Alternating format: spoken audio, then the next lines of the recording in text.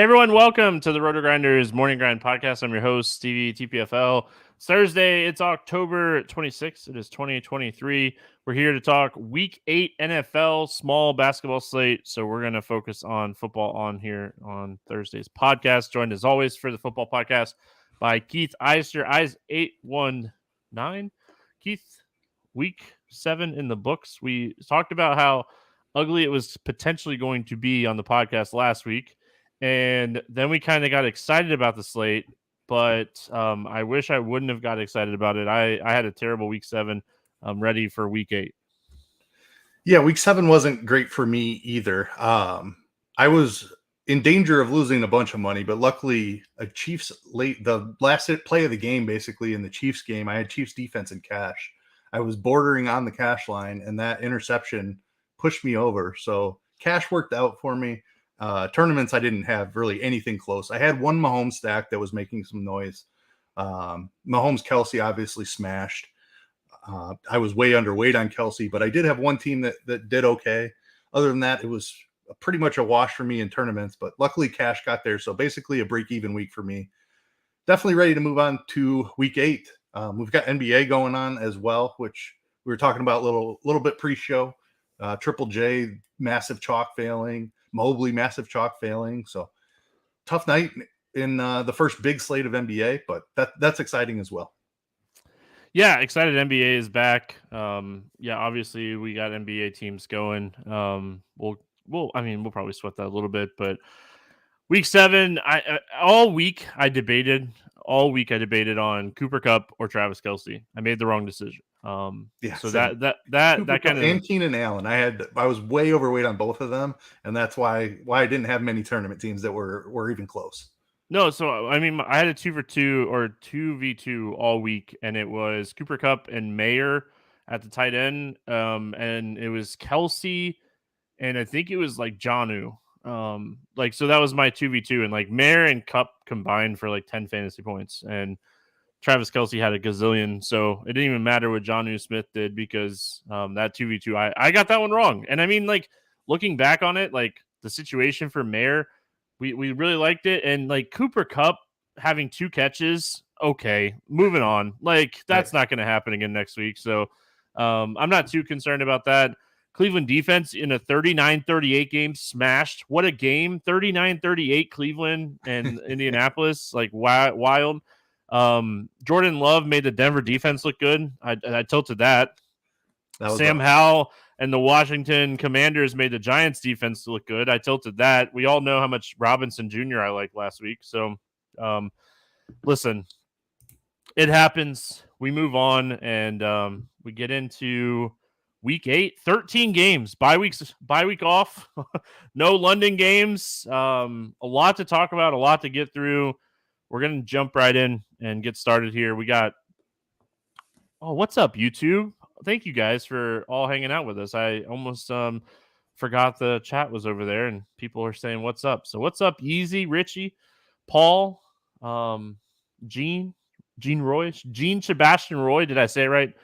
All right, Keith. If you want to hang out with us on YouTube, always feel free. YouTube at RotoGrinders Morning Grind YouTube page, subscribe, turn on notifications. And that way you'll know when we're live almost always around 10 o'clock on the East Coast.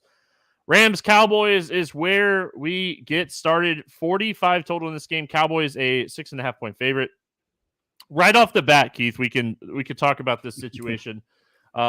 We all kind of thought like Zach Evans would get some work early in the week when we did the podcast last week. You talked about like if Henderson got activated, that's something that we needed to note. He got activated. He got the carries. I mean,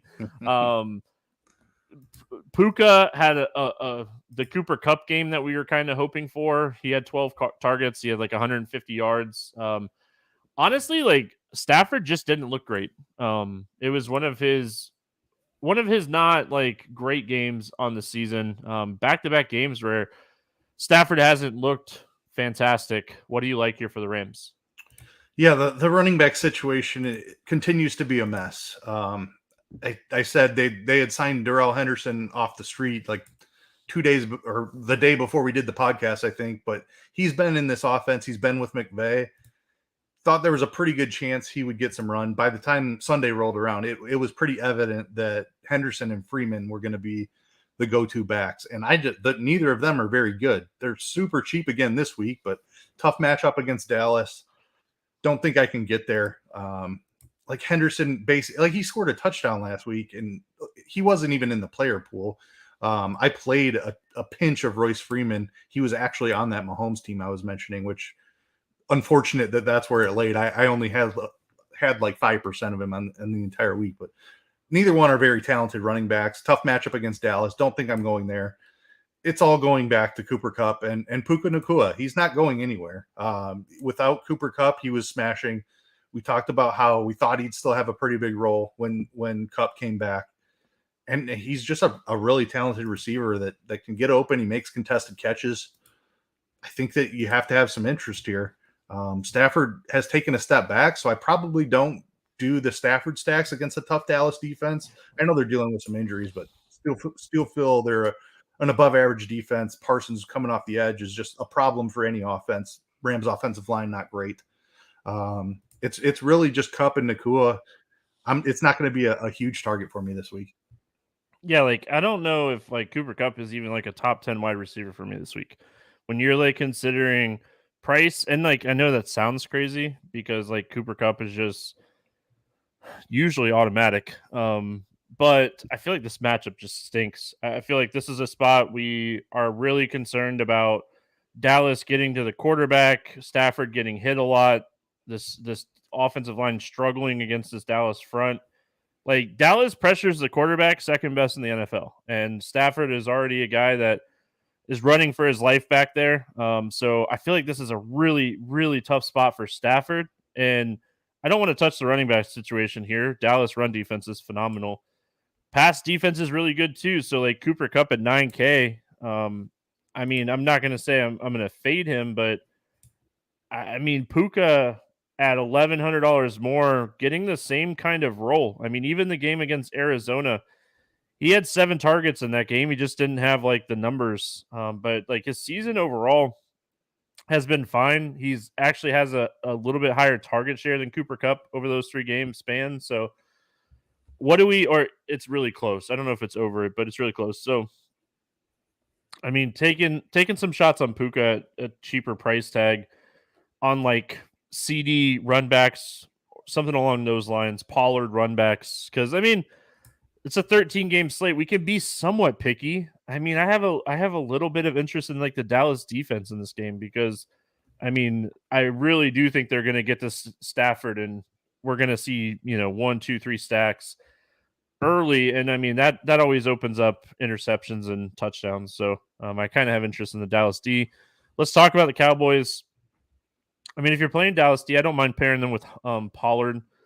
Pollard really hasn't had like a stellar game yet this year. I mean, he's had some games over like 17, 18 fantasy points, but he hasn't had that like 30 fantasy point game.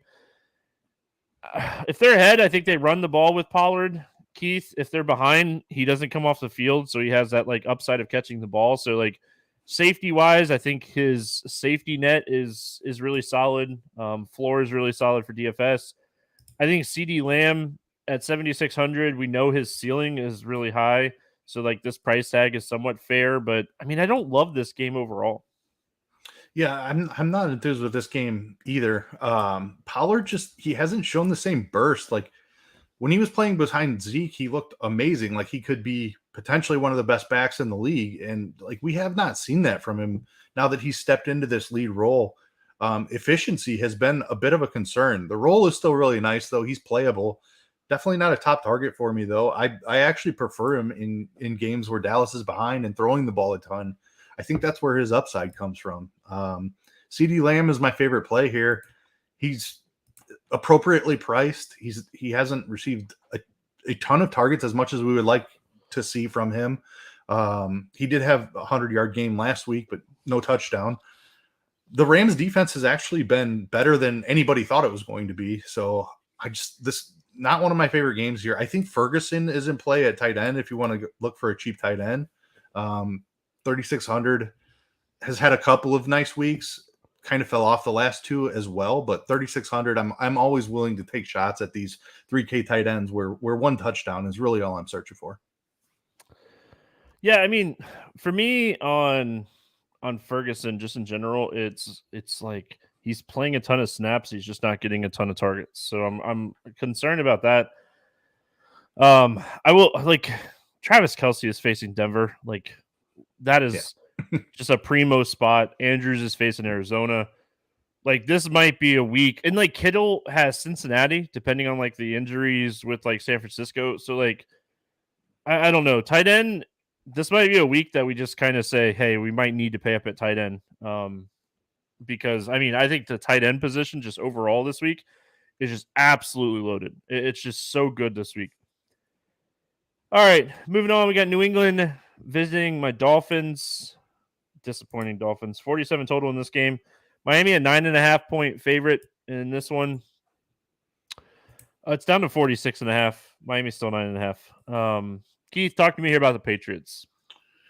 Not much to like here. I mean, Mac Jones is just not getting it done for this team. Ramondre Stevenson has not been effective. More as a pass catcher than anything else, I would say. He's still really cheap. So if you want to try to, if Stevenson finds the end zone and catches 6 balls again, you might be able to play him. 5,400. Kendrick Bourne has really been the story, but it looks like Juju is going to play again now this week. So a little bit concerned that he cuts into Bourne's target share. Bourne is still 4,700. I played quite a bit of him the last 2 weeks, and it worked out really well. But with Juju coming back, I am a little concerned that he cuts into his role a little bit. We saw Demario Douglas have a decent game.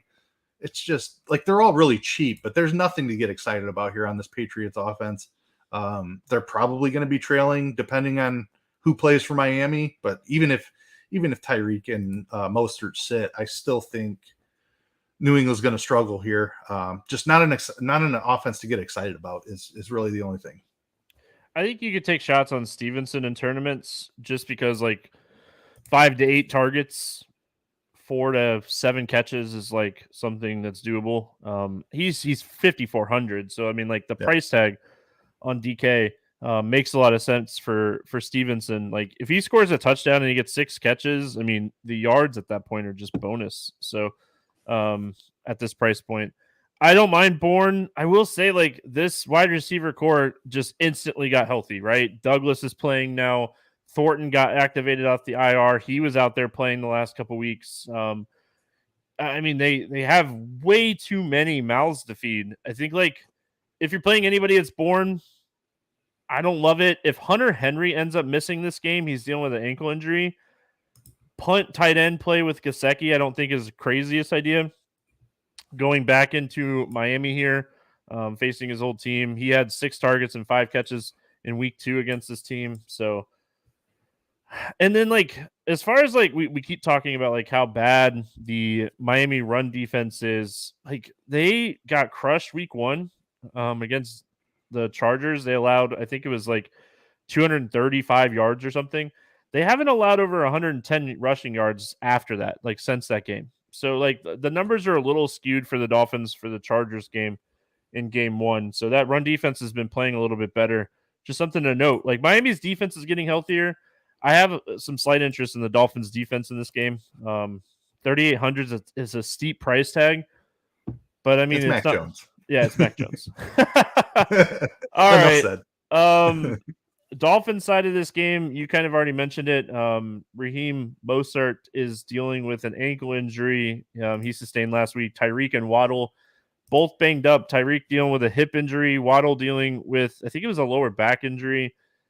Everything I've read, I expect all 3 of these guys to play. I mean, we could potentially see them not play, but it sounds like Tyreek will play. It sounds like Waddle will play. I think if anything, I think it's Mostert who is like the actual like questionable, but I mean, I think Tyreek's gonna be fine. So I did see, and I was completely focused on NBA news most of the day, and I saw this tweet in passing, but there was something that said Tyreek was actually questionable. It wasn't like a veteran rest day or anything.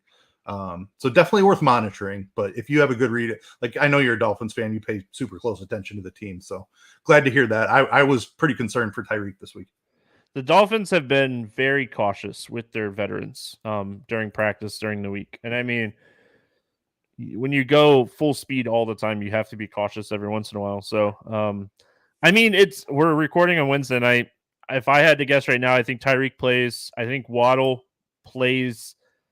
I am worried the most about Raheem Mostert playing. And I mean, I think honestly that's probably the bigger news here because I mean that's the guy that I definitely have some interest in if he's good to go. If he's not good to go, I mean, Wilson came back. He only played 15% of the snaps. I think he would step into the lead back role if Mostert sits, though. I don't think they want to run Ahmed out there as like the lead back. So that's where it becomes a little interesting because, like, how much would Wilson really play coming off of the IR? What are your thoughts on the Dolphins just in general here? Yeah, I mean, Mostert missing would be a huge deal because Ahmed is 4,600 and Wilson is 4,500. I like your take there that Wilson would kind of operate as the first and second down back and get the majority of the carries. Ahmed would stay in that more of like the passing down role, which he's excelled in, frankly. I think you'd want that type of role more in a trailing game script, and I just don't see any way that New England keeps up with them, even if they were missing multiple stars in this game. Miami's still clearly the better team than New England. So Wilson at 4,500 would be extremely interesting. I'm interested in Mostert at 7,700 just because we've seen the ceiling. I think he doesn't catch much ownership at that price. New England is still a perceived tough defense, but they haven't been anything to be afraid of this season. So Mostert is interesting if he plays. If he does not, Wilson is extremely interesting at a very cheap price tag. The wide receivers, if they play, you just got to keep playing these guys. We know that Hill he's shown off the immense ceiling. Waddle has not quite shown off the ceiling yet, but we know it's in there. I know he's dealing with injuries. It's still like he's going to pop off one of these weeks. It's impossible for him not to in this just the best offense in the NFL. Let's just call it what it is. So much upside. 7,500 is an expensive tag, but not one that I'm scared of. I definitely want some Waddle too. And it might sound like we're lukewarm on the Dolphins. We're not. I mean, they have the highest implied total. The injuries kind of have us like hesitant a little bit, but if the Dolphins are a full go here, you play the Dolphins. I mean, you keep doing it. I mean, Tua's worst game this year, outside of the Philadelphia game, was week 2 in New England. So, I mean, that is obviously a little concerning. But I feel like looking at this team overall, we're going to see them excel in any matchup. So just kind of watch the injuries. I mean, I think the Dolphins are going to put up points. Watch the injuries. Moving on, we got Minnesota at Green Bay, the worst team in the NFL. Green Bay Packers, 42.5 total in this game. Yeah, I'm still a little tilted. Minnesota, 1.5 point favorite. I mean, this is the opposite of two opposites, right? Like Minnesota coming off a huge game. I mean, they beat San Francisco on Monday Night Football. That was a fantastic game by Kirk Cousins. I think he completed like 78% of his passes, threw for 300 plus yards. It was like a classic Kirk Cousins reminds us that he's good at football game against a really good defense. And it's just like in prime time too, which is something we never see. I know. Captain Kurt. Let's go Minnesota first here. You know, when we're looking at Green Bay, their defense has really struggled this year against the run. They've really struggled against the pass. Like, I mean, outdoor Kirk Cousins always worries me a little bit. But I mean, Madison has a good price tag at 5,600. I think that he might be someone that gets some ownership. And then Jordan Addison is coming off of a monster game, Monday Night Football game. So his price has not got that increase for that role increase. He's got to be like one of the chalkiest plays on the slate.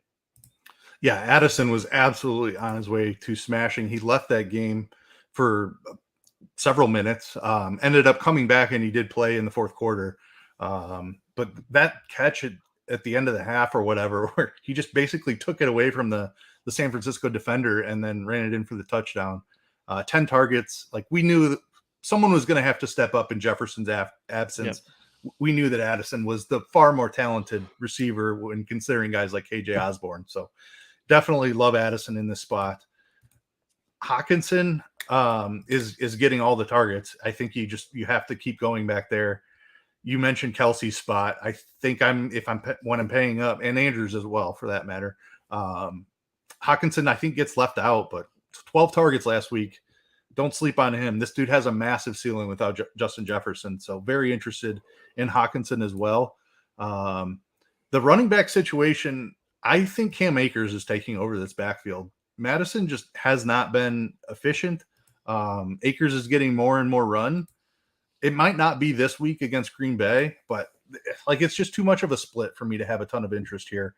Especially if Madison's gonna catch ownership. I have no interest there. I don't think he's very good. Green Bay's defense has been okay. I think I'd rather play Akers than I would Madison at this point. I still think, looking back last week, Madison had 8 carries. Akers had 10 carries. It was just a really tough matchup for San Francisco. Madison ran a ton of routes. He had only 3 targets. I don't know. I still prefer Madison, looking at snap counts and matchup. And I think I still think Madison is the first guy, but yeah, Addison, Osborne, even a guy like Brandon Powell, I think is interesting here at 3,200. I like the passing game.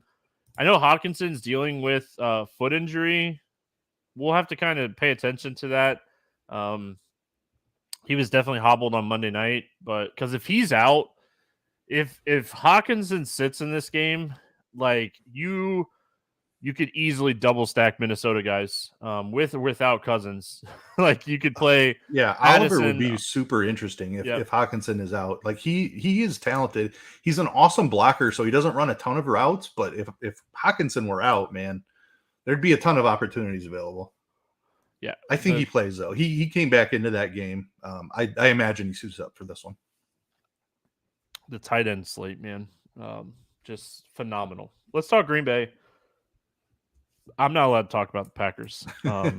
I confessed my love for Christian Watson last week, and I don't even know what to think, man. The knee injury last week, it wasn't even it was really late in the game, and so it didn't really affect his production. It was just a weird game.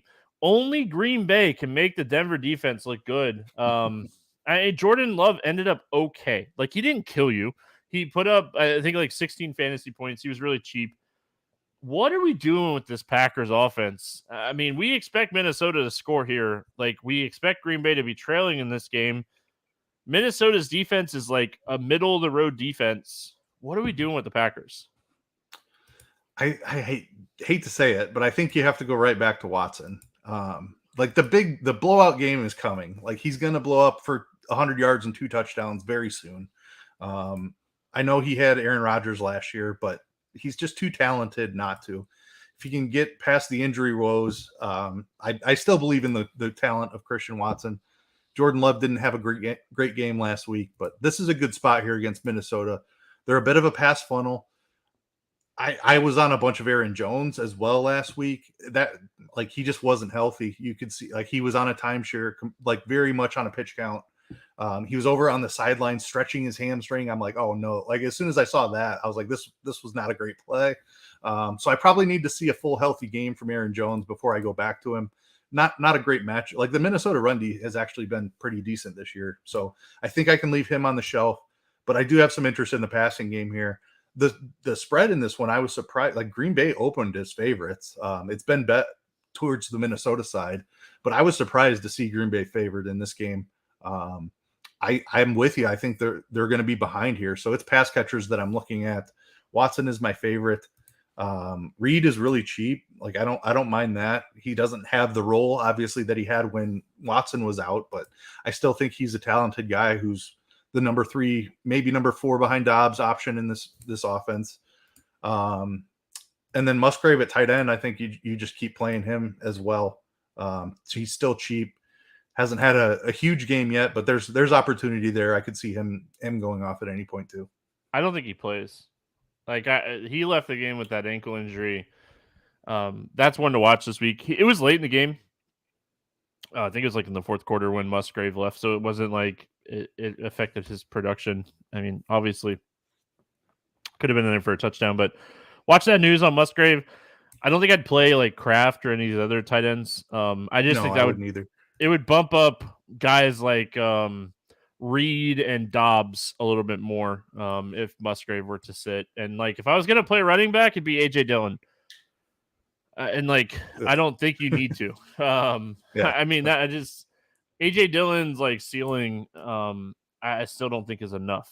Like Stevenson's the same price. Like through games that we've gone through already, I would easily rank Stevenson over a guy like AJ Dillon, unless Jones gets ruled out. Then it becomes like maybe we could take some shots on Dillon as like a lead back guy at 5,100. But I still prefer I prefer the pass catchers here. Dude, Watson crushed me last week. I'm gonna go back to the well. I'm with you. I'm just gonna play so much Addison. I know I'm gonna play so much Addison, like that. I know I'm gonna pair him with Watson. I'm gonna have some Dobbs, and I'm probably even have some Reed if Musgrave sits. I'll play some Musgrave if he plays though. All right, Houston at Carolina is where we go next. 43.5 total here. Houston a 3-point favorite. This game's kind of juicy. You know, rookie quarterbacks coming off of buys, both of them. Go to Houston first. I already dabbled in the pick'em streets with Dameon Pierce this week, Keith. He's 5,300. He's really, really cheap. Carolina is one of the worst run defenses in the league. I like Dameon Pierce in this game. I have a ton of interest in Nico Collins and Tank Dell. I think CJ Stroud is somewhat interesting in this game as well. But Carolina is still the worst run defense in the football. They allow the second most rushing yards per game. This is a terrible run defense. If there was ever a week for like Dameon Pierce to have like 100 yards rushing and 2 touchdowns, this is the week. Yeah, I hear what you're saying. The efficiency has been absolutely brutal for Dameon Pierce, but he is really cheap. Like compare him to AJ Dillon, who we just talked about. I definitely take Pierce. I think it's a little closer with Ramondre just because he has so much more of a passing down role. He can get there with receptions, where you definitely need Pierce to either get the 100-yard bonus, which is probably unlikely, or you need a couple of touchdowns, which is certainly in play here against Carolina. Yeah, I mean, it's just the efficiency has been so bad, but it is as good of a matchup as you can ask for. So I definitely get it. I think the more exciting thing is the passing game here. CJ Stroud continues to play really well. He gets his top 2 weapons back in Nico Collins and Tank Dell, which they've played awesome this season. Schultz filled in okay for them while they were out. They didn't have much without those 2 guys, but they're just underpriced, I think, for their upside. We've seen CJ Stroud have 300-yard passing games. Yeah. We've seen Nico Collins have double-digit targets. We've seen Tank Dell pay off at a really cheap price. He's now priced where he needs to do a little bit more, but I don't know. It seems like with those 2 guys back, it should be pretty concentrated again. They're clearly ahead of Robert Woods when they're healthy, in my opinion, and they were ahead of Dalton Schultz when they were healthy as well. So I kind of like the Stroud Collins Dell double stack. I think there's enough upside here against this Carolina team where that can get you there. I think Dalton Schultz is an interesting cheaper tight end. You know, we talked about a lot of expensive tight ends. I think Schultz is like playable here. You did mention like Dell coming back off the bye week. Robert Woods is banged up. It couldn't have come at a better time for him bye week wise. He's dealing with a foot injury. He missed practice on Wednesday. If he were to sit, I expect Noah Brown to kind of slide into that like wide receiver 3 role. I think if Woods sits, it probably benefits Schultz the most, in my opinion. So those short little like inside passes. But yeah, I love Nico and Dell. They just didn't price these guys up. Yeezy said it in chat. They never priced up Collins or Dell. Like they didn't. Like they went on a bye week and it messed up the algorithm.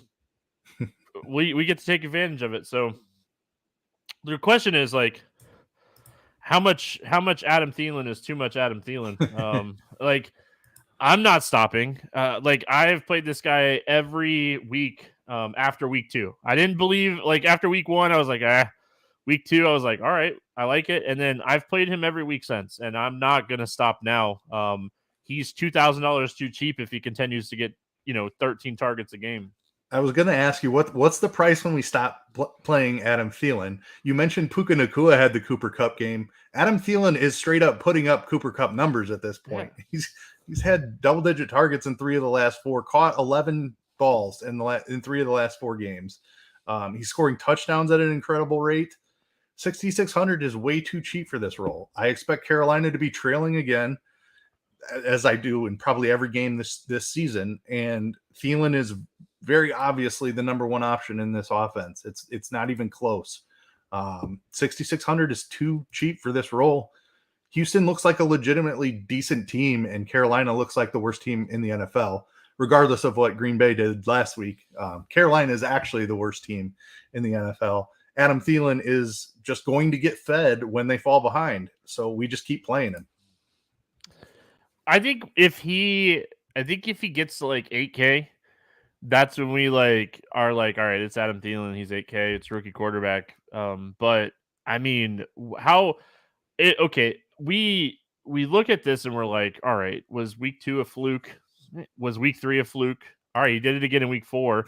He did it again in week 5. And he did it again in week 6. So, I don't know. We talk about all the time how, young quarterbacks get comfortable with somebody. Well, I mean, This young quarterback is very, very comfortable with Adam Thielen.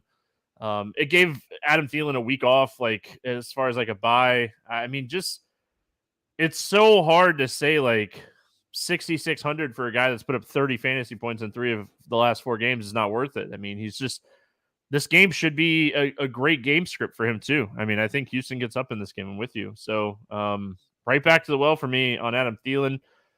Outside of him, though, I don't have really any interest in Sanders here. I like the price tag. He's super cheap. I don't really like this spot for Hayden Hurst. Tremble has been involved enough where I don't think I want to play Hurst. So it's Thielen, and I think in large field tournaments, you could take a shot on a Mingo or a Chark, but Thielen is just eating up so much usage in this passing game that it's just how do you really play anybody else? Yeah, I think the only guy I would consider outside of Thielen is Chark, and that's just because of the big playability. He could really speed up the game. So if you have a Stroud stack, I think Chark is the one that would make sense as the run back. So in chat, Easy, how owned do we think Thielen will be? Our projected ownership, early projected ownership, has him as the 3rd highest owned wide receiver on the slate. Yeah, makes sense.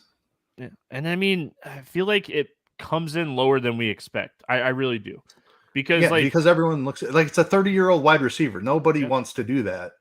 And we've seen him drop off a cliff since Justin Jefferson's arrival in Minnesota. Nobody likes to click Adam Thielen, but you and I have been talking about it for weeks. We're just going to keep doing it, right?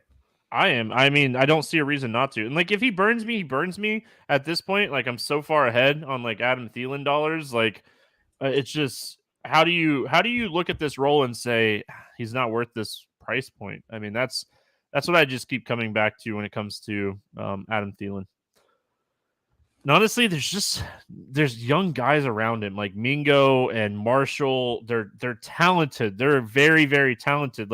Jonathan Mingo is really talented. It's just he's not the connection there with Bryce Young is not there yet. And a bye week might help. But I mean, I think Adam Thielen is the guy. Atlanta at Tennessee. We have some ugly games, and this is one of them. 36.5 total. It's 35.5 now. Atlanta, 2.5 point favorite. Tannehill does not sound like he's going to play this week. He got hurt. Was it last week or a week before? Last week. Last week. No, it was a week before because they were on a bye last week. So you're right. He got hurt, and then the bye week, and he's still not ready with the ankle. Who knows? We'll talk about Tennessee in a minute. Atlanta Falcons, Bijan Robinson. Woof. What the heck? I mean, no mention whatsoever by any beat writer, anything about Bijan Robinson being sick, coming out and 1 rush attempt, no targets, didn't see the field. Just sick. I mean, we saw a lot of Patterson. We saw a lot of Algier. Drake London continued to kind of do his thing. I think like even in a low total game, Drake London at 5,100, I think is still playable here. I think this game stinks. I really do. Like I don't have a ton of interest in this game. I mean, the tight ends are still getting targets, but I don't really have a ton of interest. I don't think this is a fast-paced game. The running back situation, maybe we take shots on Bijan because he's 6K and like he burned the world last week. The price point is fine. Like, I mean, maybe he wasn't even on the injury. Anyway, what are your thoughts on the Falcons?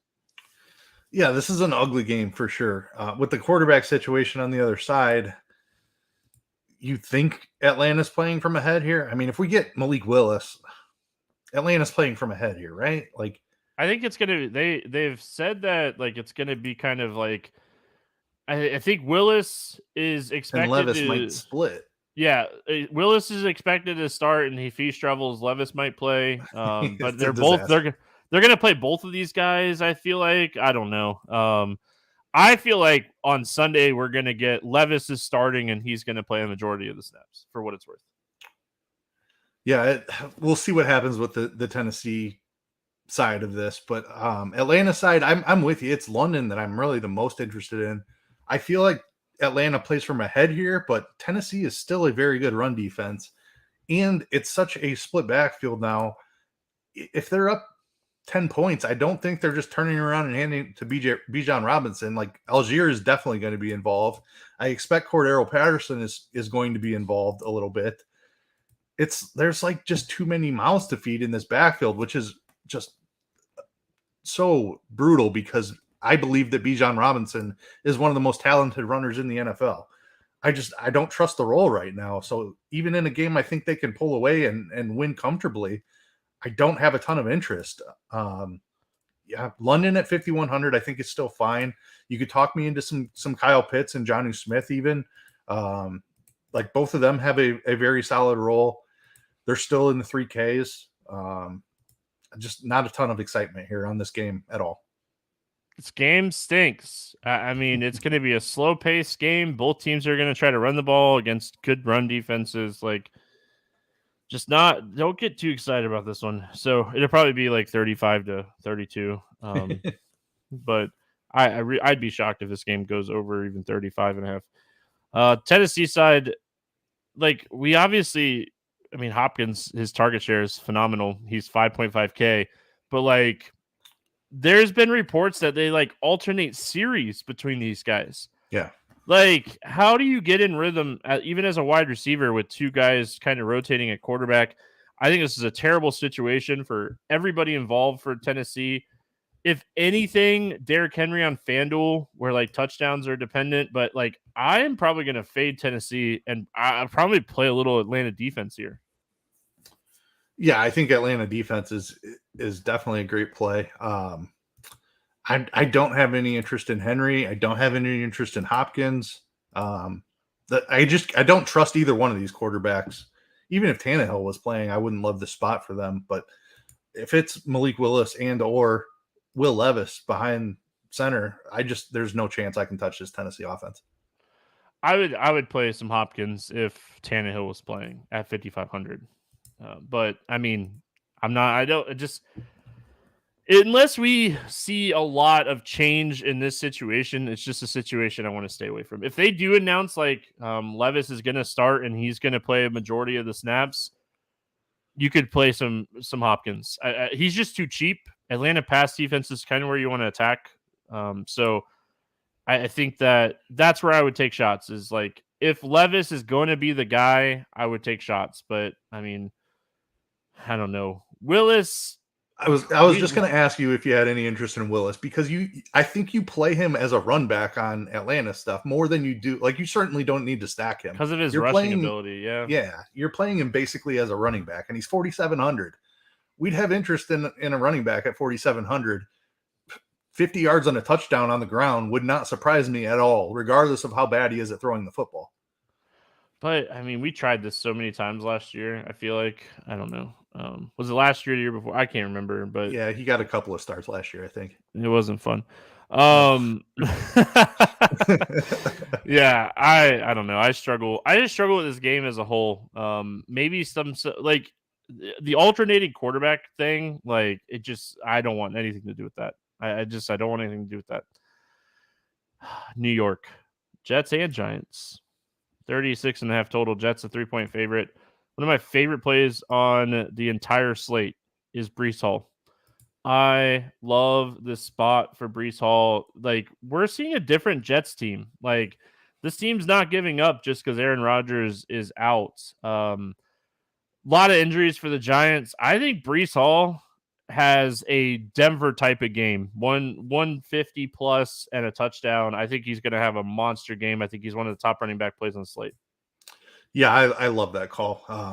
I'm right there with you. He's still way too cheap. Like, this dude is an explosive player. Before his injury, it looked like he was on his way to being one of the best backs in the NFL. We've seen him break off plenty of big runs. I don't think he's all the way back yet completely, but love the matchup, love the talent. He's on his way to being completely back. This is a smash spot for Breece. I'm completely with you. I always love Garrett Wilson as well. Like, Zach Wilson will just lock onto him. We saw 12 targets last week, so I can certainly play some Garrett Wilson as well. I do prefer Breece. I'm not stacking anything here, but those two individual plays I do like quite a bit. Yeah, I think Garrett Wilson's a great call too. But the good thing about Breece Hall as well is, like, they're coming off of a bye. So, like, coming off of a bye, fresh legs again. And, like, they told us that the gloves were off again, right before that Denver game, and he had 22 carries. The Philadelphia game, they couldn't get anything going on the running side, which is, yeah. I mean Philadelphia is one of the best run defenses in the NFL, so that makes sense. But he still had 5 catches and a touchdown. Like, so he still put up 20 fantasy points in one of the tougher matchups. Like, I think Breece Hall is a $6,800 to $7,400 running back, and this is the last week we're going to get him under 6K. So take advantage of it. Easy spot though, because I'm with you. Outside of Wilson and Hall, nothing for me. The Giants side of this game, injury wise, Jones has not been cleared for contact yet, right? From what I read, so, like, he's questionable again. Barkley's dealing with, like, an elbow injury. It definitely sounds like a veteran practice rest day for him on Wednesday. So we'll see how that kind of progresses through the week. One of the most frustrating things last week was Robinson only getting 2 targets after an 8-target game against Buffalo. What are your thoughts here on the Giants? Yeah, it's tough against this defense. Saquon is priced up again. If we were getting a discount on Saquon, I would have some interest. Just there's passing game role, we know that, but I don't think he can have a ton of success on the ground here against a really stout Jets defense. The wide receivers, I have almost no interest in. We saw Jalen Hyatt continue to see his role grow, but just taking downfield shots against this Jets defense, I don't think they can have a ton of success here. So Wan'Dale's still the play for me. I think they try to get him back more involved in this spot. Going to be dependent upon the ownership. I'm still concerned about the ceiling. I didn't play much of him last week just because he was going to be popular, and I don't think there's a ton of ceiling here with the way all of his targets come around the line of scrimmage. So unless he breaks off a big play, it's going to be difficult for him to get even 20 DraftKings points, which is, 15 probably is useful. 20 is really what you're hoping for. I don't see it happening in this spot much. Waller has seen his role come back a little bit the last couple of weeks. So 5,200 for Waller, I think, is okay. Definitely not one of my top tight end plays of the week, though. Just, it's a tough matchup here against the Jets is basically what I have to say about the Giants. I think Waller and Tyrod Taylor have a really good connection. I think even if Daniel Jones, whoever plays, I think Waller's interesting. You don't want to mess with Sauce on the outside. So, Waller, like the Jets, we've been talking about it. Like, the Jets have struggled a little bit against tight ends. So, like, maybe if you're playing some Hall and you want to run it back with a Giants player, maybe Waller is the option. Like, he's not as expensive as some of the other tight ends, and, like, he does have a decent ceiling. All right, moving on. We got Saints and Colts, 43.5 total. New Orleans, a 1.5 point favorite. Everything I thought about the Colts going into last week is just out the window. I don't know what to think about this defense anymore. What are we doing with the Saints here in this matchup indoors against the Colts? Yeah, I mean, it's Chris Olave for me. I don't know what to think about the Colts defense either. We saw PJ Walker play decent against them. Kamara has had an awesome role as well. I think those are the two that I'm looking at. I have no interest in Derek Carr. I don't see the upside. I know he's thrown for 300 yards the last couple of games, but I don't know. I can't get behind playing Derek Carr. I feel like I can just get the big plays with Olave and call it a day. I can get the volume with Kamara and call it a day. I don't need to play Derek Carr, but Kamara and Olave I can certainly get behind. Michael Thomas is fine. The price is still dirt cheap on him. 7 targets again last week. Like, he still continues to get targets. You just know they're going to be short targets, and it's going to take him 10 or so to even get close to 100 yards. He did score a touchdown finally, which is nice, but the ceiling on Thomas is limited, but the price is at a point where he is playable. But Olave and Kamara are the place for me here. I like Shaheed as well. Yeah, I think good call. Large field tournament stuff, Shaheed at 3.9K. He has that like big playability. His upside is like a 50, 60 yard catch. So like I like his ceiling. Like, you're not playing a guy like Shaheed for cash games or anything like that. You're not playing him as a floor play. You're playing him for that like one big touchdown, add a few extra catches. He had 8 targets last week against Jacksonville. His snaps are way up. Taysom Hill is banged up right now. Johnson returned to practice limited on Wednesday. They did say that they are hoping to have him back in this game. If Taysom Hill misses, I mean, maybe you could take some shots on Johnson, but I actually have a little bit of interest in Derek Carr and Minshew just in general in this game.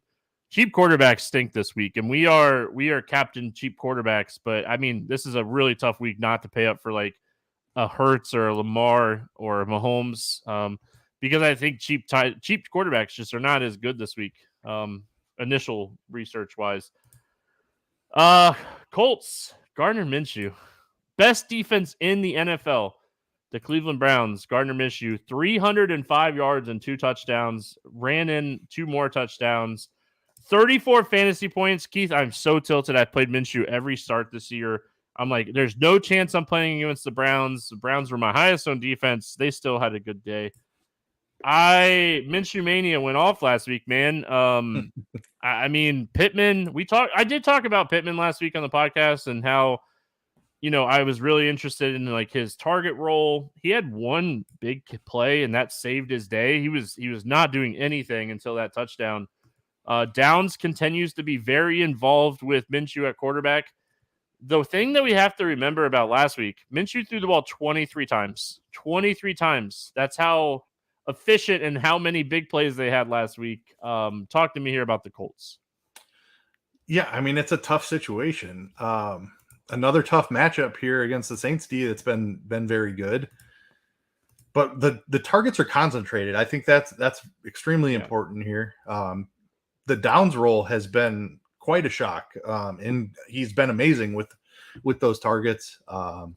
He was a little bit of a short area guy to begin the season, but we're seeing him get stretched down the field a little bit. He's making some big plays now. So very interested in Josh Downs at 4,800. Pittman has the massive target share. It fell off a little bit last week, but that's part of a product of playing the Cleveland defense. Kind of a similar matchup here, though. So if you want to fade Pittman, I'm okay with that. And getting the cheaper price in Downs. The running back situation, like Zach Moss isn't going anywhere unless he happens to miss. He showed up on the injury report, but if Zach Moss misses, then I have a ton of interest in Jonathan Taylor. I don't care about the matchup at that point because the role should be incredible. As long as Zach Moss is out there, though, it seems like they're going to continue to split. And how can you fault him after how Zach Moss has looked? The dude has looked like a legitimately great running back this season. Taylor's eventually going to take over this backfield. If Moss plays, I don't necessarily think it's this week in another tough matchup.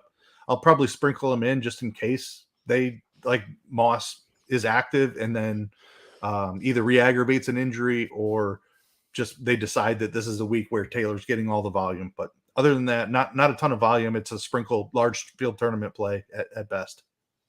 Yeah, I mean the snap count is a little bit favored to Taylor, it seems like, but I mean rushing, they both had 18 rushing attempts last week, so I don't think you can touch the running back with both of them healthy, unless there's some kind of report saying, "Hey, Taylor is going to be the lead back this week," kind of thing. So we'll see. But I have interest in the passing attacks on both sides. Like both of these defenses are like pass funnels, and I think Downs could have a really big game. Like if you think about like Lattimore potentially shadowing Pittman, like Downs could have a monster game at 4,800.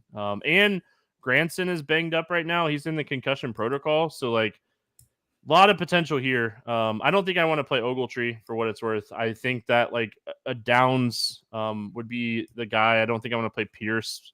So potentially good game for offense. We'll see. Oh, Philadelphia at Washington. They're 43.5 total here. Philadelphia 6.5 point favorites. Jalen Hurts banged up against my Dolphins on Sunday Night Football. It sounds like he's going to be good to go. They're saying he's going to be good to go. So what are your thoughts here on the Eagles? Yeah, I mean, they're one of the best offenses in the NFL. I think you have to have interest.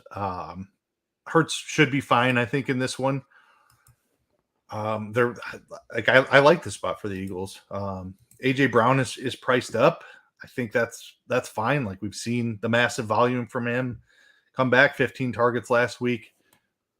He's been double digit targets. That's his fourth time this season. So love the role for AJ Brown. Great spot. The perimeter Washington corners are garbage. I think that AJ Brown is one of the top wide receivers on the slate. It's how much I want to stack. Like stacking Hurts and Brown is really expensive, especially when you consider that Kelsey is in a phenomenal spot. We're going to talk about him for sure. Like, do I have the salary to play Hurts and Brown is really the question here. I'll have exposure to Brown. I'm not sure how much I get to Hurts. Obviously, with the rushing upside, he is always one of the top options on the slate, but just the way the slate breaks out, I'm not sure I can get there a ton. I think we have to talk about DeAndre Swift as well. Continues to be the lead back here. Philly should play from ahead for the entire game. Could see a massive role. I like Swift at 6,300 quite a bit.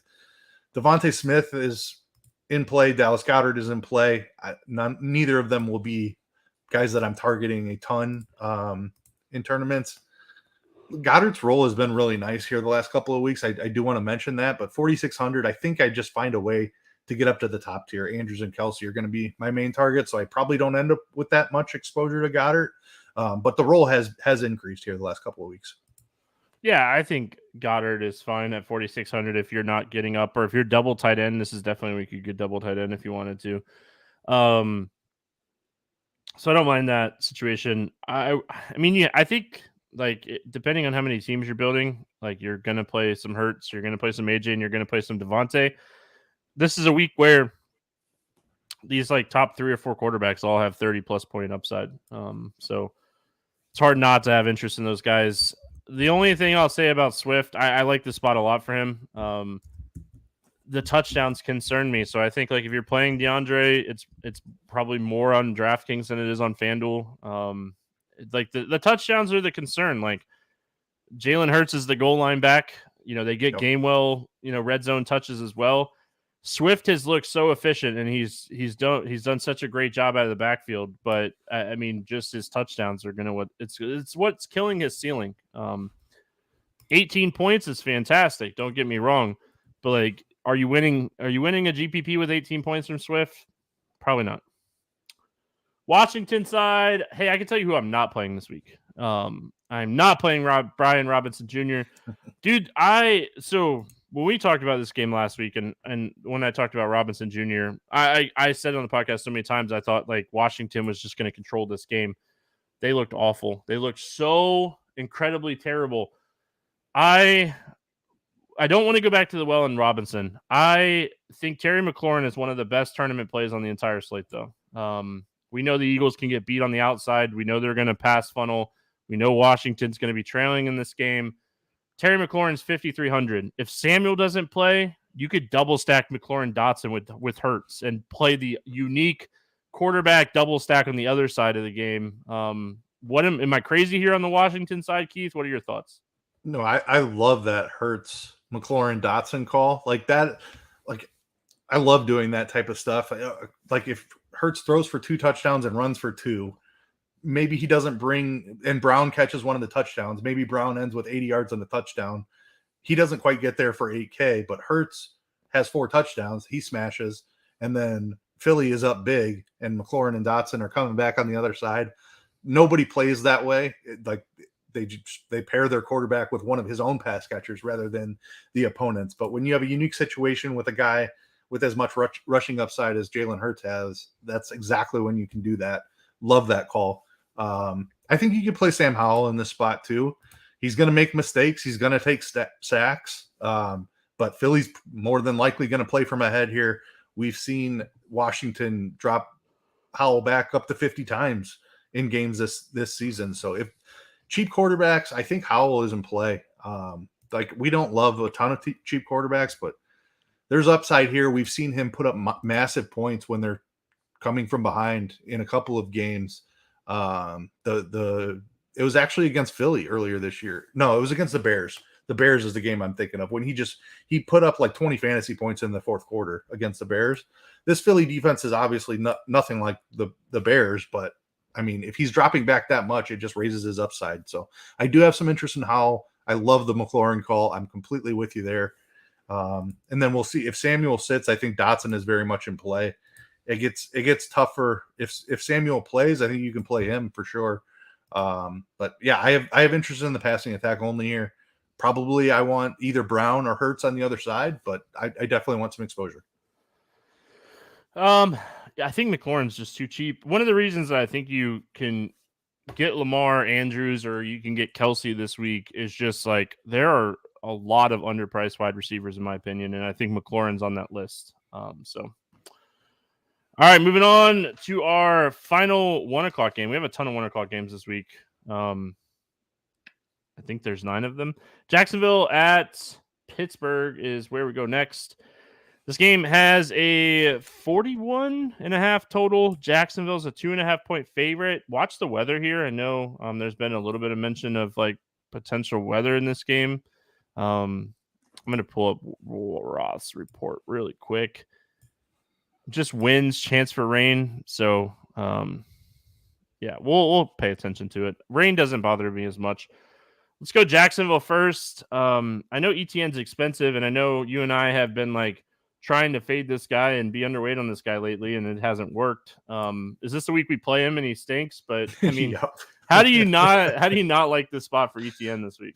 Oh yes, we are on the same page, which is scary. Darn it! I need you to hate him. Tell me you don't like him. Like it's an incredible spot for him. I don't believe in Pittsburgh. I know that they're playing well. They have a winning record. The spread is close, but I don't see this game as close. Jacksonville's just a much better team to me. It's ETN is my favorite play in the game, and that's terrifying because I've faded him to no success the last 2 weeks. So we're on the same page here. It's scary. He's priced up, but I think it's a fantastic spot. This Pittsburgh defense has not been the run defense has not been good. ETN has looked amazing. 2 touchdowns in each of the last 3 games. I feel like they feed him here. They get a lead in this game and they feed him. He's game script proof. So if it goes bad, there's still an out. He has a passing game role. I love this spot for ETN. He's one of my favorite running backs on the entire slate. I think Christian Kirk is an awesome play as well. 5,900 for a dude you can count, just lock in 6 targets for him with upside for double digit. Like if they fall behind in this game, Christian Kirk should get double digit targets. If they're playing from ahead, he still has upside at 5,900. So love Kirk. Don't know what's happened to Calvin Ridley.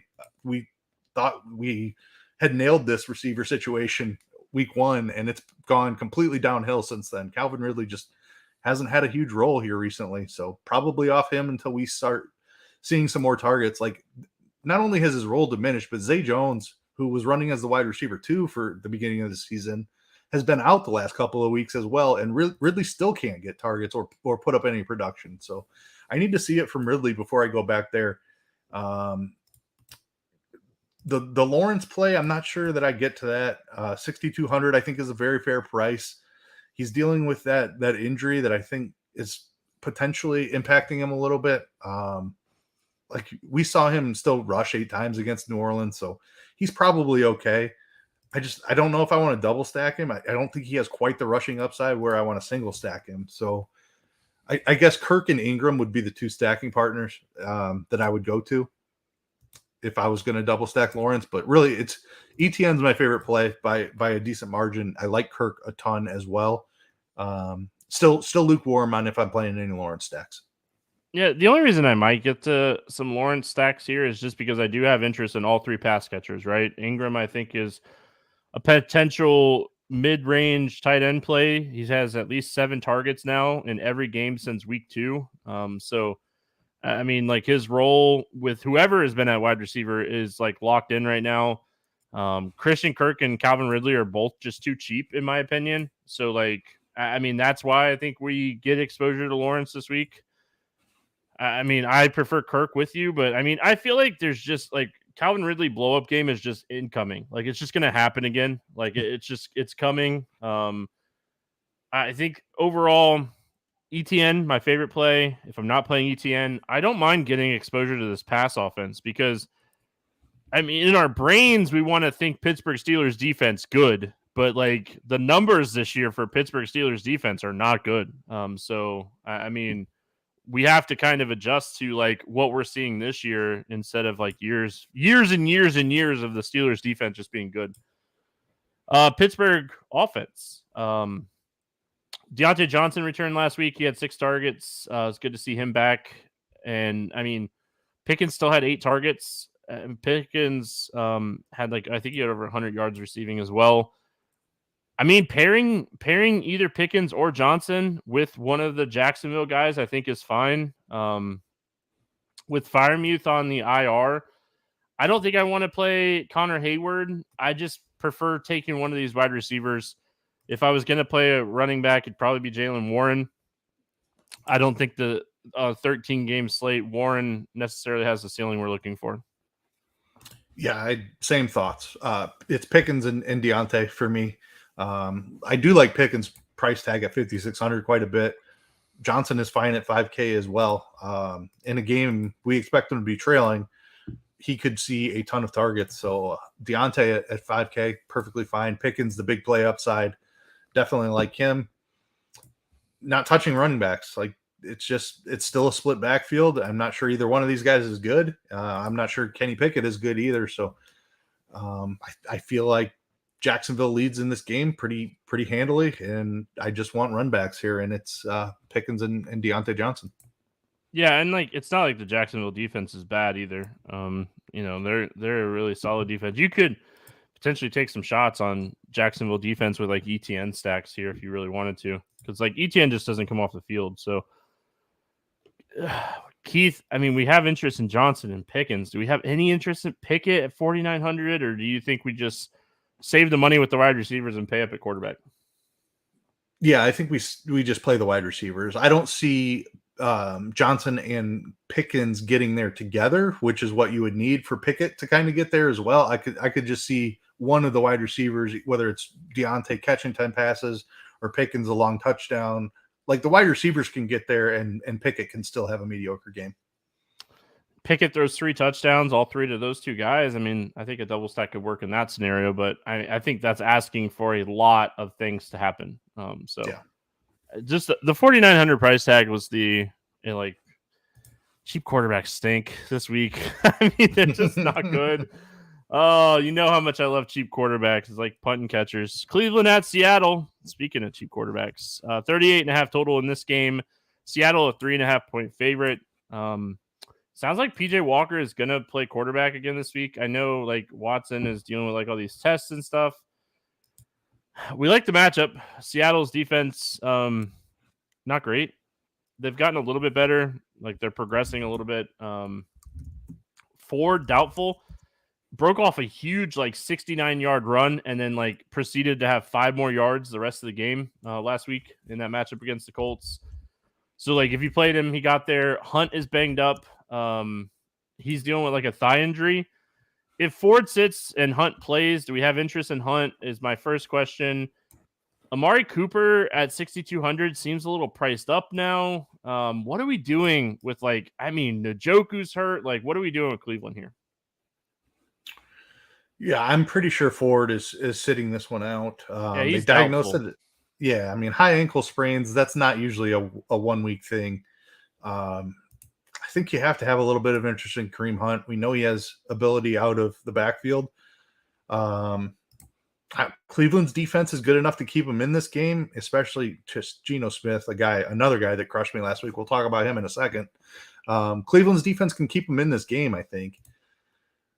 If it's probably PJ Walker again, and I just don't feel comfortable playing receivers attached to PJ Walker. So I'm struggling with this one. I'm not that scared of the Seattle defense, but I just don't have a ton of faith in this Cleveland offense.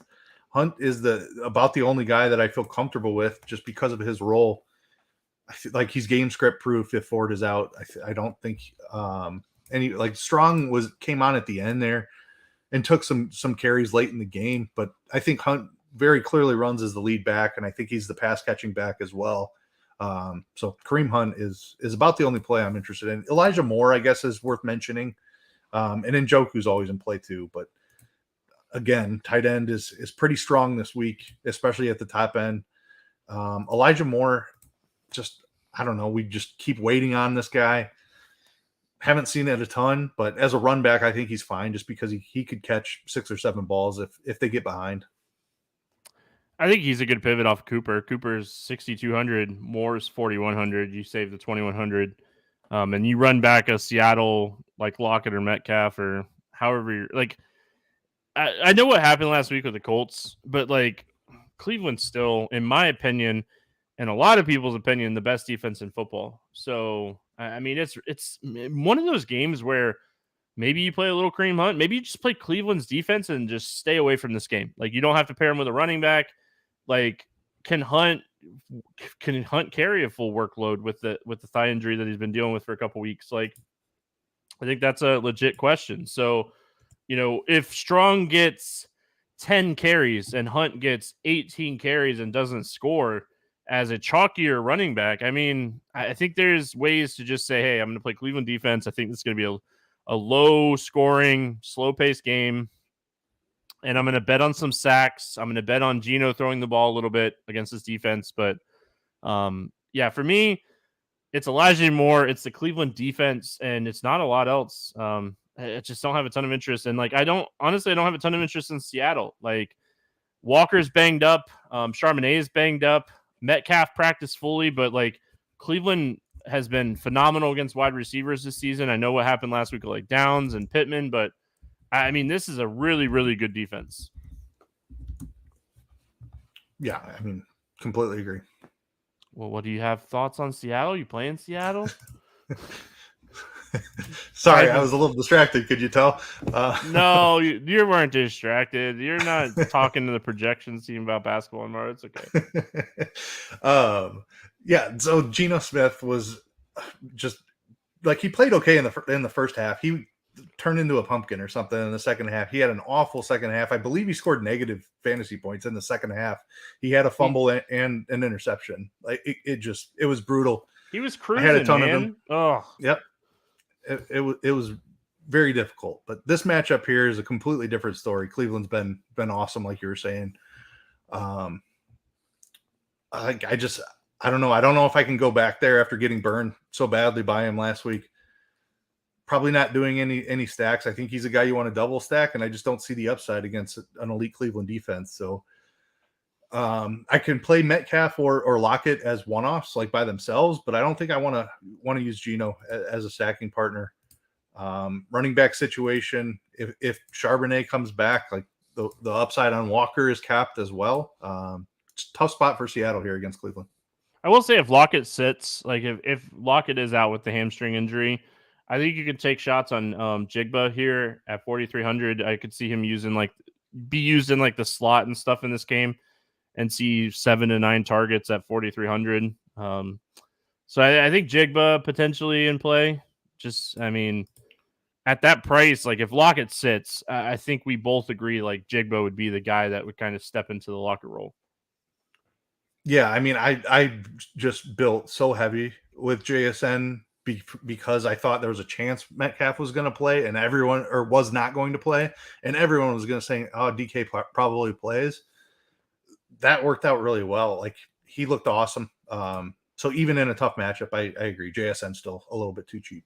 Yeah, he's ridiculously talented. Yeah. Moving on, Cincinnati at San Francisco, 45.5 total here. The 49ers, a 5.5 point favorite. This game's in San Francisco. Oh, it's down to 43.5. It opened at 45.5, down to 43.5. Let's talk Bengals first. Coming off of a bye week, it was a nice little run there. They had some really solid like fantasy production games right there before the bye. What are your thoughts here on Cincinnati? Yeah, I mean, this San Francisco defense has been awesome, obviously. Cincinnati, I still believe, is one of the best offenses in the NFL. They've been through their struggles this year. Obviously, Burrow was dealing with the calf thing to open the season. They really started to take off there for a couple weeks before the bye. So they're definitely playable in this spot.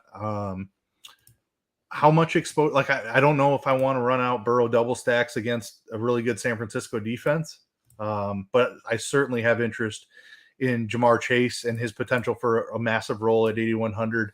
I have interest in probably an underpriced T. Higgins at 5,900, getting healthy, coming off of the bye. I think that's too cheap of a price for T. Higgins. We know he's an elite receiver when he's healthy. Has not been so far this season. So the production is not there, but 5,900 for T. Higgins, I don't care about the matchup. Like that's too cheap. No interest in Mixon. I don't think he's good anymore. Tough match, just a brutal matchup here against San Francisco. So I'm on the fence on how much Burrow I'm getting, kind of like the Hurts thing. I think I'd prefer Hurts in a vacuum, even though he's significantly more expensive. Burrow at 6K is enticing, but I don't love the matchup, and I'm not sure there's enough upside for him to carry two receivers with him. But Chase and Higgins very much in play. Yeah, I think Jamar Chase is fine. I think Higgins, like you said, you're just playing him at this price point, just hoping that he has a big game. I'm with you on Mixon. I mean, they controlled a lot of that game right there before the bye. I think it was against Seattle, and he still only had 12 carries. So, I mean, like, they're just not going to give this guy the rock. And, I mean, opportunity is what you need at running back. 49ers, Purdy out of nowhere, concussion protocol Wednesday. No one kind of saw that one. So he had concussion symptoms on the flight back, and they put him in concussion protocol.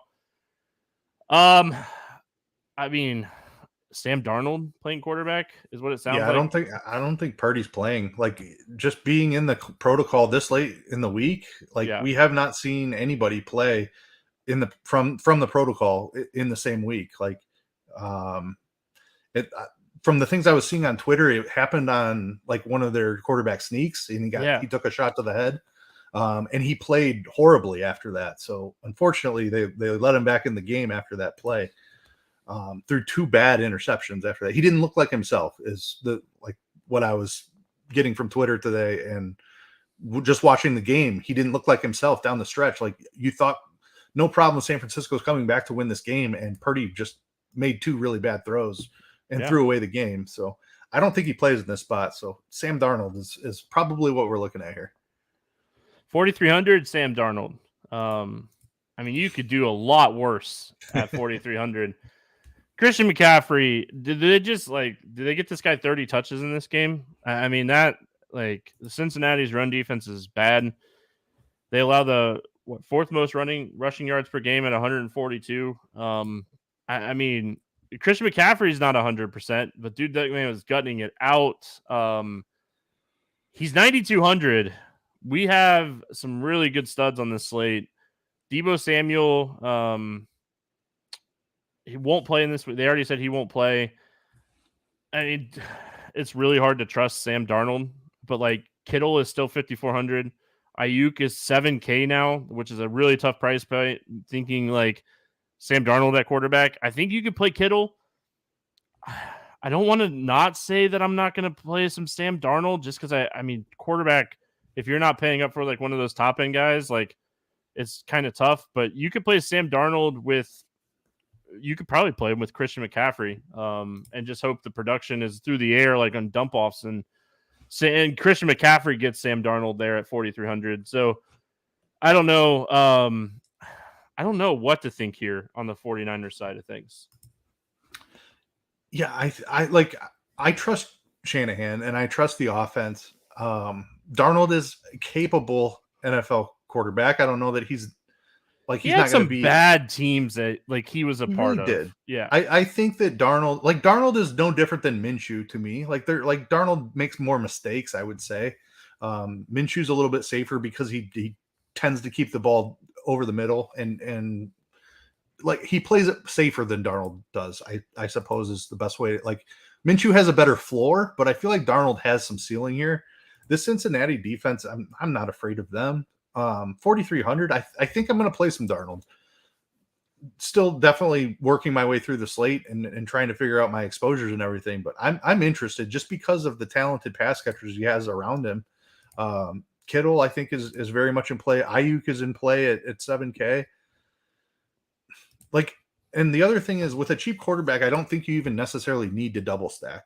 Darnold's probably not going to run for a ton of yards, but with his cheap price tag, if he just throws 2 touchdowns to either Ayuk or Kittle, like that stack is fine, even if those are the only 2 touchdowns he throws. So Darnold, because of the price tag, is in play for me. I definitely want some exposure to the Cincinnati wide receivers. I have interest in Burrow, but I might just save the money and go down to Darnold. I think you can play him with McCaffrey too.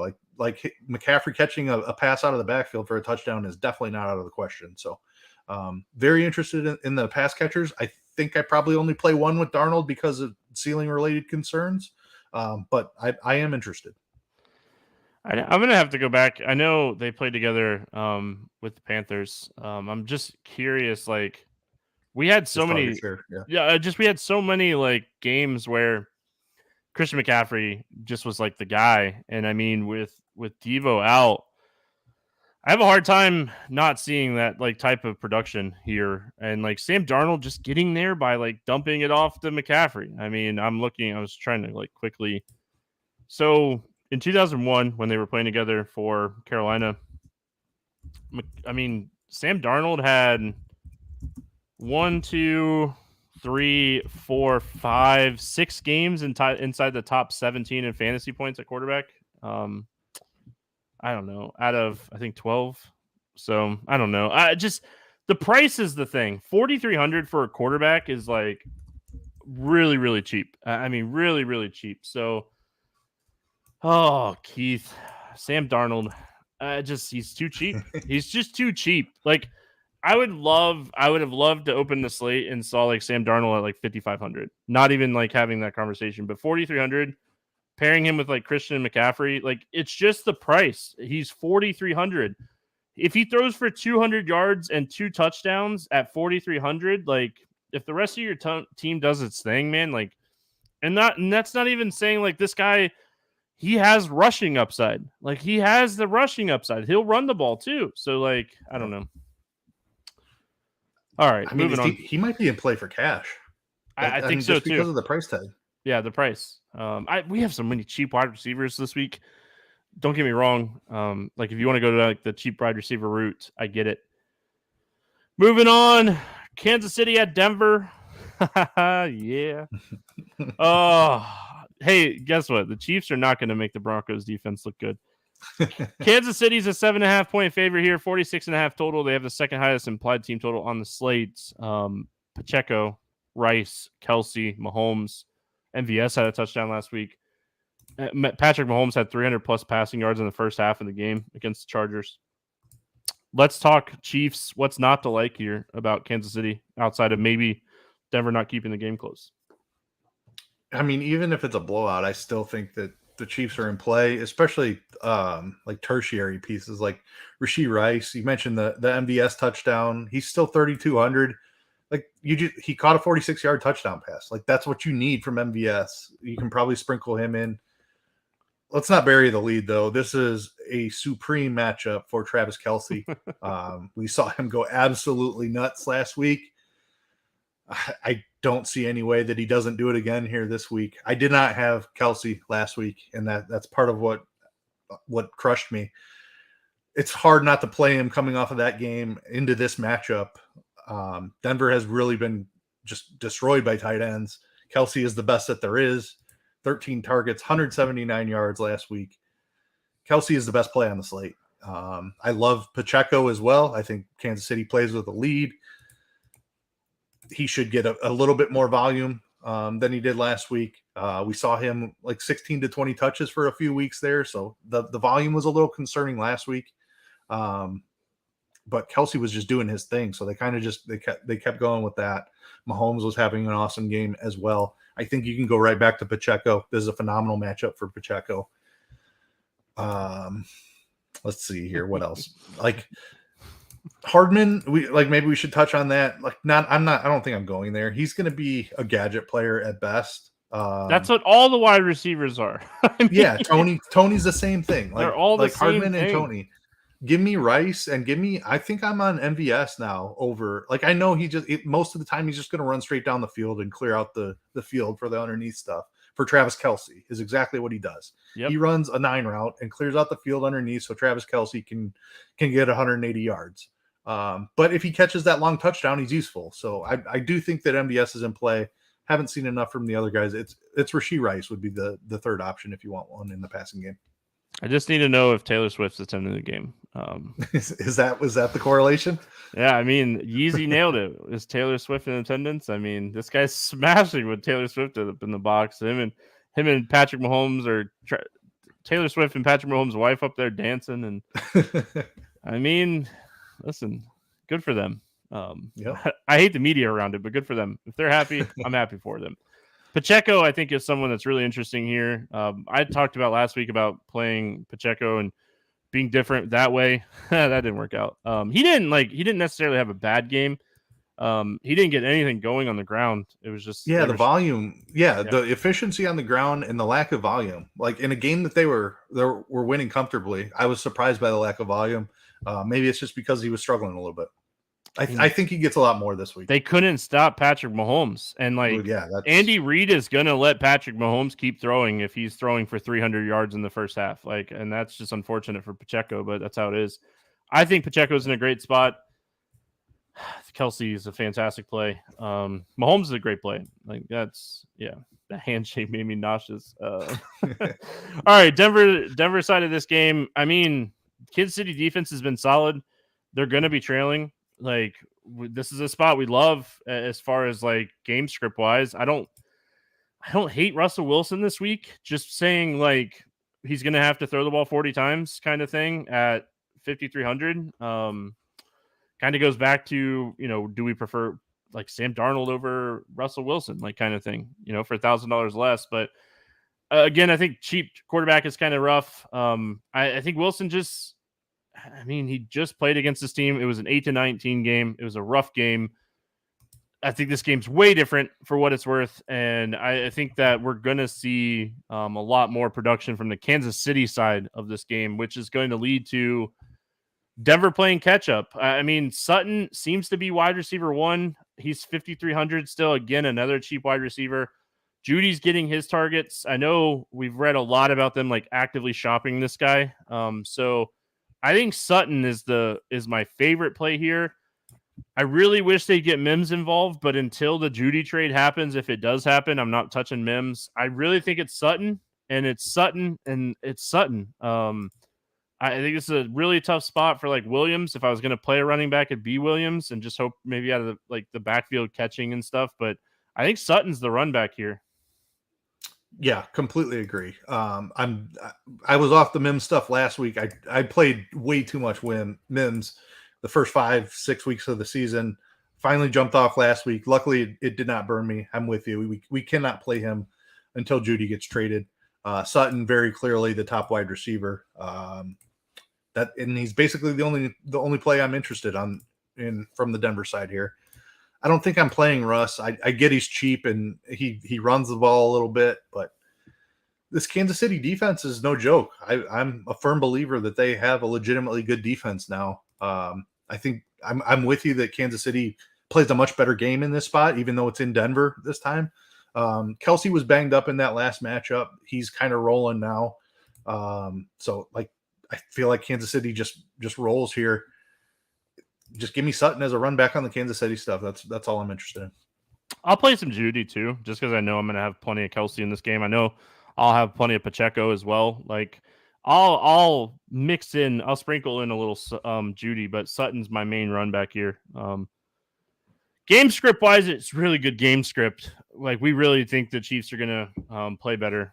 Like Patrick Mahomes and like the whole Chief offense in general struggled a little bit in the red zone in that Denver game.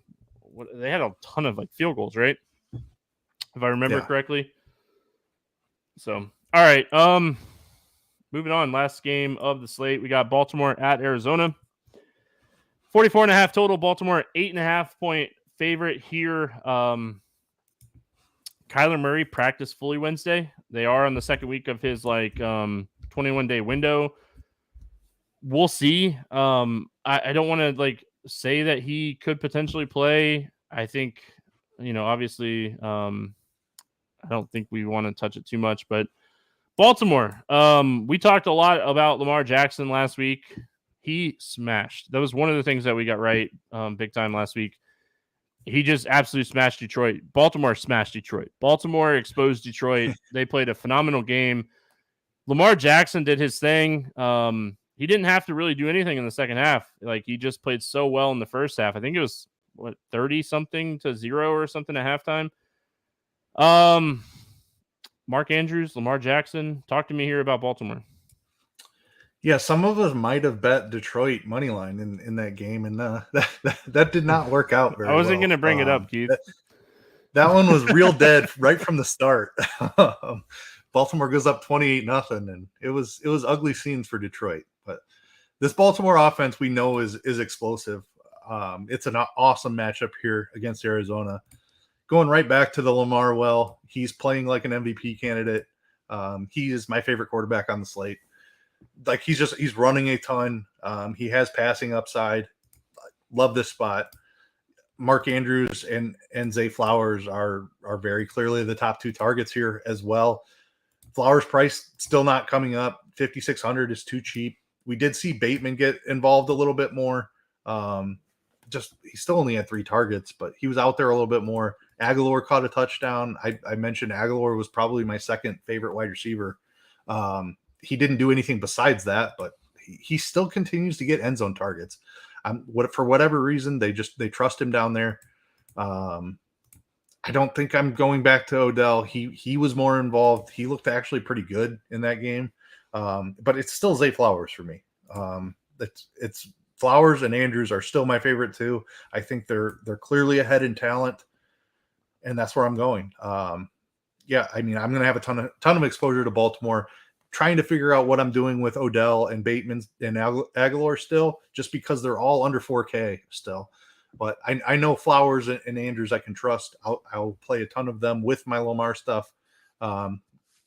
Still torn on the other wide receivers though.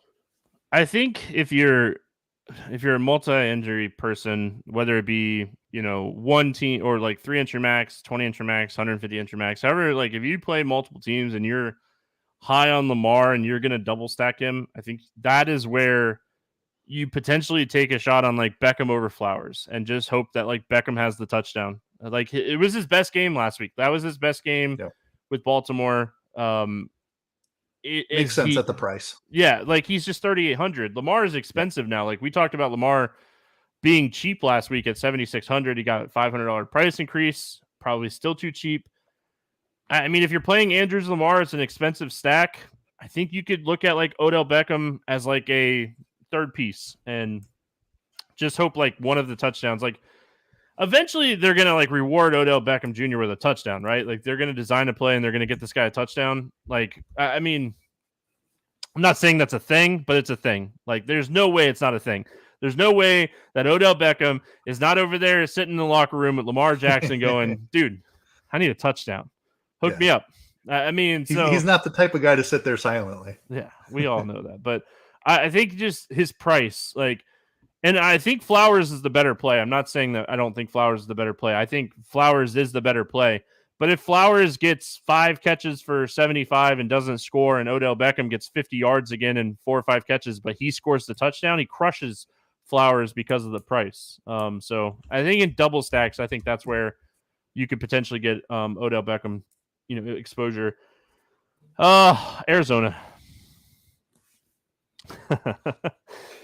I'm gonna suffer through the pain again of Hollywood Brown. No, I'm going to. Just because like I like Baltimore so much in this game, I'm gonna play somebody from Arizona. So dude, I was so tilted Sunday when they ran out DeMarcado a lot in that game, because I played a lot of him as like a trade play in week 6, and I was so mad. I'm over it now. I'm not touching the running back situation. I don't trust it at all. If Dobbs is the quarterback, I will take some shots on Brown. I don't think this is a week I play Dobbs. I really would prefer like Sam Darnold, to be honest, at the cheaper price tag. I think this is a week we take shots on Brown and Wilson and Moore on like run backs for our Baltimore stacks. We should note that Ertz went on the IR. So if there was ever a time to punt with Trey McBride, it would be this week. But that would probably be like a smaller, like late afternoon type of slate. Oh, I'm a little higher on McBride than that. I think he's in play here. I know we've talked about elite tight ends, but you're completely flipping a build when you pay down and punt tight end. McBride has had a role the last couple of weeks. It almost feels like he was passing Ertz anyway. Ertz being put on the IR, I think McBride is a very solid play at 2,800. I'm completely fine running him out in some main slate stuff. The Marquise Brown, I'm with you reluctantly. The role is too good. It's so painful. Like, but Dobbs just cannot hit him. Like, he cannot connect with him. But it is like 7 targets again, not as good as the last 3 weeks, but the 3 weeks before that. We expect Baltimore to be playing from ahead here. I desperately want Arizona to be able to keep up and push Lamar. I think Baltimore is going to be my highest owned offense of the entire slate. So I'm going to have some Arizona stuff. And Marquise Brown just makes a ton of sense. I will have some McBride as well. I'll probably keep sprinkling in Michael Wilson. It's been a rough go here. I played him in each of the last 3 weeks since his big game, and it hasn't worked out. But he's a talented guy. He doesn't have the greatest quarterback play. I will say if Kyler Murray plays in this game, then I have no qualms about playing these receivers. I feel much better about them being able to keep the game a little bit closer. But really, that's my only hesitation on the Baltimore stuff is, can Arizona keep up and push them enough to where they don't just turn around and hand it off to Gus Edwards a bunch? So yeah, I mean, I'll have some Arizona run backs for sure. Marquise number 1, probably McBride 2, and then Wilson 3. I think Baltimore kind of showed us what their like gas pedal upside is, though. Like they absolutely smashed Detroit last week. Yeah, and they didn't let off till late in the third quarter at least. Yeah, it was 28-0 at halftime, and they kept on going in the third quarter. You're absolutely right. So I mean, listen, if I'm going to get production up to like 35 points, yeah, you're not going to complain about that. I mean, that's a really good day. 5 touchdowns. You just kind of hope that they are your guys. Contrarian Baltimore build, I think, is Edwards' Baltimore defense for what it's worth. I think like that'd be like a 20 entry max or a 150 entry max. Like I'm going to get a little contrarian type of build. Because I think Lamar is going to carry a good amount of ownership, especially coming off of last week. Yeah, quarterback kind of stinks this week too. So as of right now, we have Hurts and Lamar projected as the 2 highest owned quarterbacks. And I think that makes a lot of sense. Yep.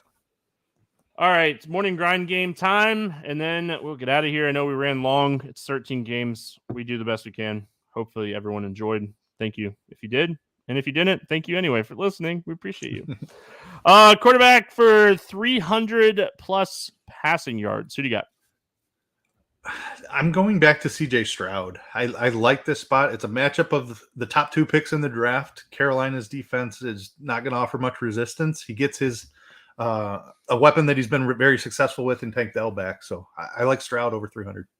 I'm going to go to Captain Kirk Cousins for 300 plus yards this week. Minnesota just seems comfortable throwing the ball even without Jefferson. 378 yards passing against San Francisco is just a phenomenal number. Low owned running back for a touchdown. Again, it is Wednesday night we're recording this week, so ownership is going to change. Who do you got for a low owned running back touchdown this week? I hope Travis Etienne stays I saw down that here. too. I love this spot for Travis Etienne. Missed out on his last 2 games. I'm on him this week. Hopefully he pays us off again. I'm going to go way off the board and go Dameon Pierce. I think this is you can't get better matchup-wise than this matchup. So I guess you can, Denver. But, quarterback, wide receiver stack for a touchdown. Give me Hurts to A.J. Brown. Just so much connection there. Love it. Yeah, I think I'm going to keep it going. I'm going to go Bryce Young to Adam Thielen. It's working. There's no reason not to look at it. Let's keep it going. Wide receiver for 8+ targets. Who do you got? As you just said, Adam Thielen is the number 1 target in Carolina. Double-digit targets 4 times this season. I think they are trailing in this game, and he sees another 10+. I'm going to go to Olave. I have a ton of interest in the Saints this week. I think, like Derek Carr, unfortunately, I think he's a really solid play, and I think Chris Olave is going to have a big week. So give me Olave. He's had 25 targets over the last 2 games. Tight end for a touchdown, and you cannot even think about saying Travis Kelce or Mark Andrews. All right, well, I'm still going high. TJ Hawkinson, I know he's questionable. He played through, I think it was an ankle injury, came back into that game, but just a massive role without Justin Jefferson. Like the spot against Green Bay. I like this a lot more if Robert Woods sits, but give me Dalton Schultz. Just a guy that has been very involved lately. He's a guy at 3,900 that, again, another guy that has 17 targets over the last 2 games going into a bye week. Definitely getting some love from the young quarterback there. Defense, 10+ points. Who do you got for a defense this week? How do you not take a defense against Malik Willis / Will Levis? Give me the Falcons against the Titans. 2,900. I am okay with it. I am okay with it. Chalk, but don't care. Give me the Cleveland Browns. Their price is just too low again this week. Just one of my favorite defensive plays last week. Going right back to the well on the Cleveland Browns. Against the spread, money line. We're going to the betting part of the show and the morning grind game. Who do you got for this week? Give me the Minnesota Vikings. Don't think the Packers are that great. Minnesota's been unlucky in one score games compared to their record-setting performance last year. Even money against, or near even money against the Packers seems like a misprice. Give me the Vikings. I'm going to take a 3.5-point dog money line pick this week, and that is the Cleveland Browns money line. I think they beat Seattle this week in Seattle. I think this defense is too good, and I know they have a ton of injuries, but I think the defense wins this game. I like the line, and if you're a person that likes points, take the 3.5. A 3.5 is really favorable. I think PJ Walker does enough to win this game. And I think Geno loses it. Over-under bet. Who do you got this week for an over-under bet? Give me Baltimore, Arizona over 44. Lamar Jackson just playing incredible. It's really a question of can Arizona keep up. Outside chance Kyler Murray plays. Would feel great about this if Kyler plays. But Dobbs has shown an ability to play okay at times. Been a rough couple weeks for him, but hopefully he gets back on track. Baltimore, Arizona over 44. I like it. I am going to go the Saints and Colts over 43.5. I think this game has some potential.